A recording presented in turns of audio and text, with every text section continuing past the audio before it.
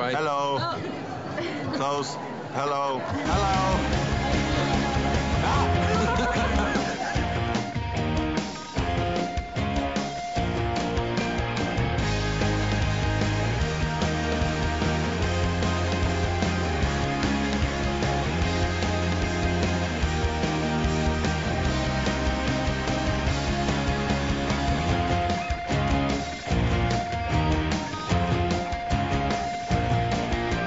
Welcome to the show. It's great to have you here. Indeed. We're down here at the good old Bondi Beach. Bondi Beach, the sun is shining, the sky is blue, the sand is sandy.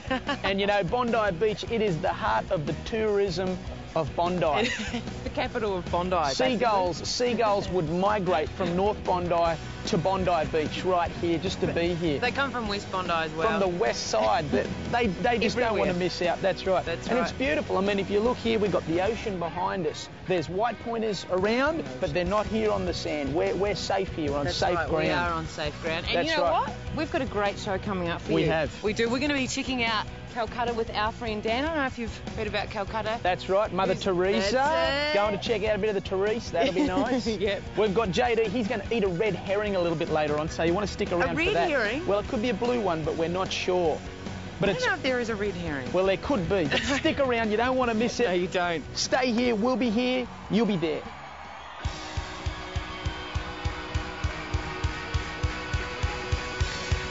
Are you ready to keep praising God tonight?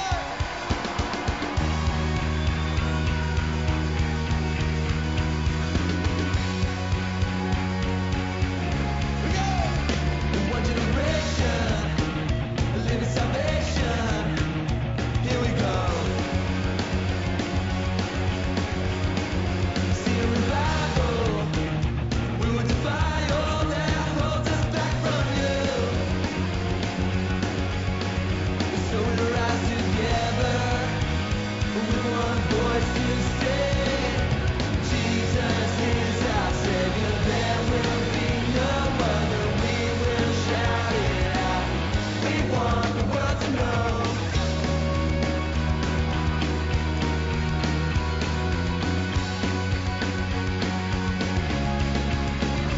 One generation, a living salvation, a live for you.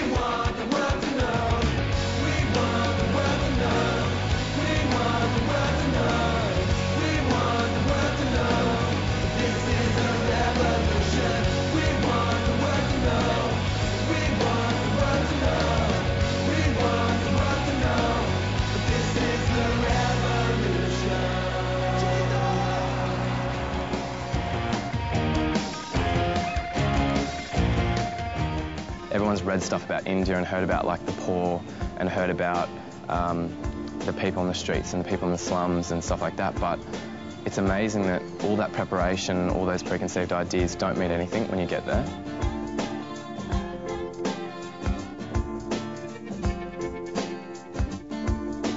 Our plane got there like 6 hours late, so we got there at 3:30 in the morning. I got out of the aeroplane and then the smell hits you, the temperature hits you, then we had to find our taxi, and it was just, that night was really chaotic for us, and like, I was only 19, my friend's only 19, so we didn't really know what we were doing. We just was overcome, unbelievably overcome. I had in my heart that I wanted to go away and do something for a few months, maybe 6 months, that would sort of really challenge me, inspire me, and so I found some info on Mother Teresa's. I just made the decision there that I was just going to go and do it, and ended up going to India for 5 months. Mother Teresa, she pretty much was starting to be a nun in Calcutta, and she felt the call of God on her life to go and serve the poor. She'd just bring people off the street who were dying, tend to their wounds. Wherever there was need, the nuns sort of started like a little home around the city. I ended up working a little stint in all of them, but I ended up staying in like the little one or two of the plate homes that like really stood out to me and where I felt like I was of worth in my volunteering. With the disabled home, there'd be a lot of cleaning of the kids, and then you'd feed them, change their clothes, stuff like that. So they had like this old dusty guitar which was out of tune, and like I play and stuff, so like I got it out and retuned it and played for the kids, and like they don't hear instruments, they don't hear music, so like they loved it. I worked personally with like this kid that was only my own age, and he was dying of tuberculosis, and 2 weeks into it, like he died like with me. He was my age. That was a really strange day, but it was actually turned out to be a really great day because I learned a lot. Being in that environment, like I saw a lot of people come and couldn't take that culture and couldn't take working for Mother Teresa's, and they actually left. And it's because they were trying to do it on their own strength at times, because you can't make sense of people dying every day with you unless you have a sense that their life was of some worth. Like one amazing thing that I noticed was that the people on the streets and the people in the homes that I would work at, like a lot of them, they had nothing. They weren't successes in the world. That people can be so joyful and so happy with their lives and have nothing. Being there and seeing the need and seeing how some of those people would do anything to get out of their situations, like it makes you realise how blessed you are to have the opportunities you have. It took me a long time to just get used to life back here, and just talking to people about my experience was hard for me at first, because people would ask the question like they wanted some short answer, but it was so much more than that. Coming home is the hardest.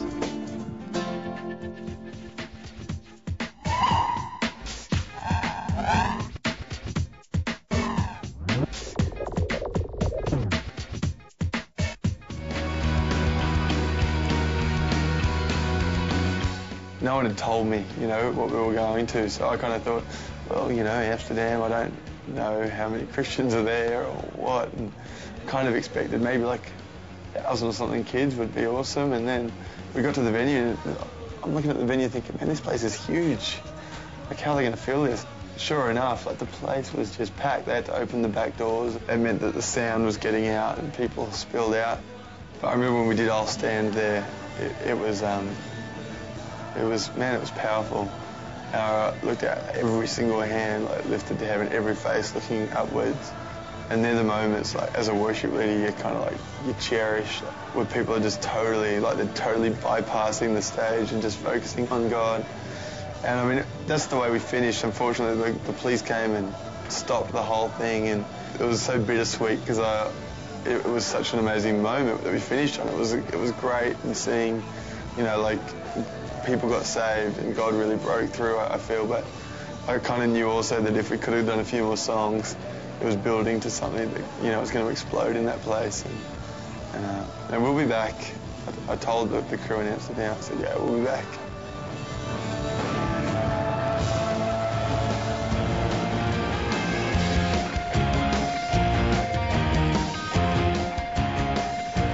We like to keep it real down here.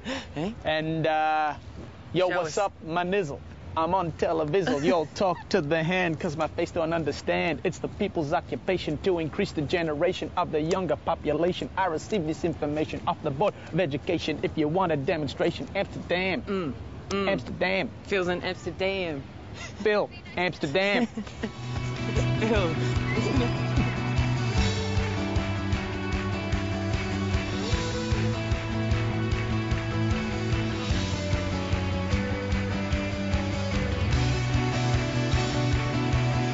Well, here we are in Amsterdam, or as the locals like to say, Amsterdam.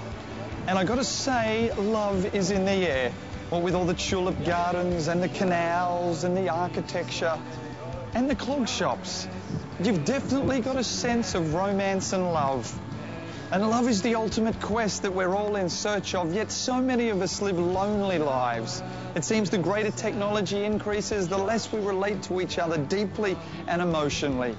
Love's one of those words we use a lot.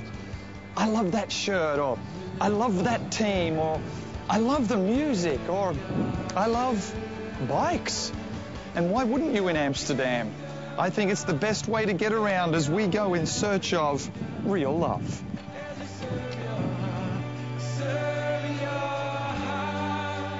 Someone that would actually listen to me and actually care what I have to say. So someone with the same interests. Just someone who's easy to get along with. Humour is a very important thing. Yeah, they've got to be happy, not sad all the time, otherwise that's just sad for you. Yeah. You got to be able to talk with them, have good conversations. Just someone, I'd enjoy spending time with. I'm not that entirely fussy about looks or anything like that. Looks are always good, but not that important, I guess. Pretty face. Nice teeth. Nice eyes. Just has to be a girl.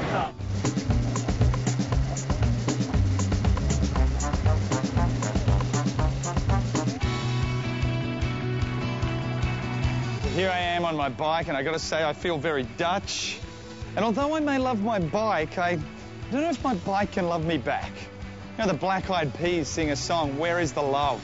That's a great question. We're all searching for love. From a boy, from a girl, from how people treat us, how we treat others. Yet it seems like love's got lost in our desire for self-gratification. If it feels good, then it's got to be okay. But I'm not sure. I think real love is more about how I treat others and make them feel. That's what real love's all about.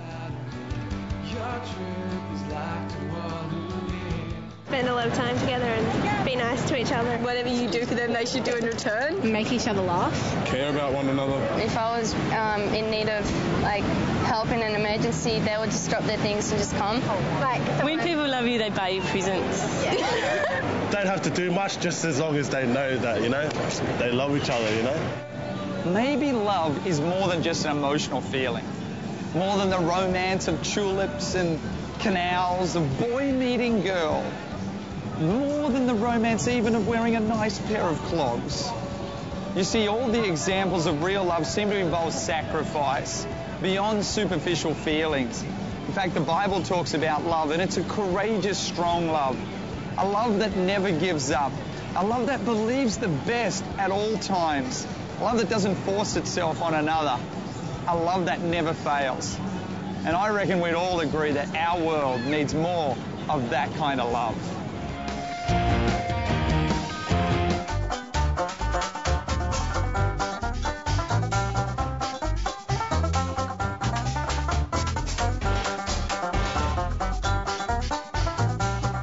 Hi, we're in Holland, and this is a national dish we like to snack on here. It's called haring, and we like to eat it with onion. It's raw fish. And JD, would you like to have a try? Why not?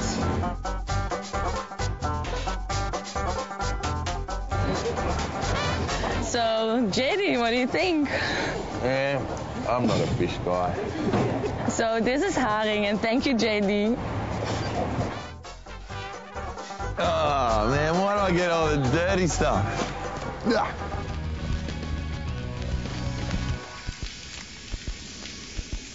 You know what? There's a lot of love down here in Bondi. I mean, there's romance happening. There is. There's connections. There's connections. There's friendship. And you might even find United. That's right. Well, actually, you know what? They're just coming up right now. You stood before creation. eternity in your hand. And you spoke the earth into motion, my soul now to stand.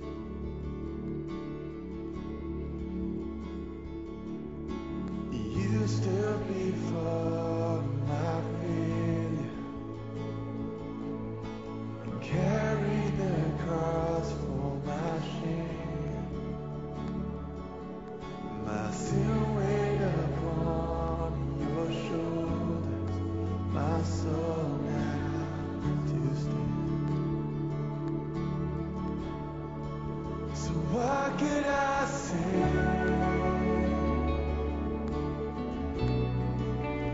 What could I do?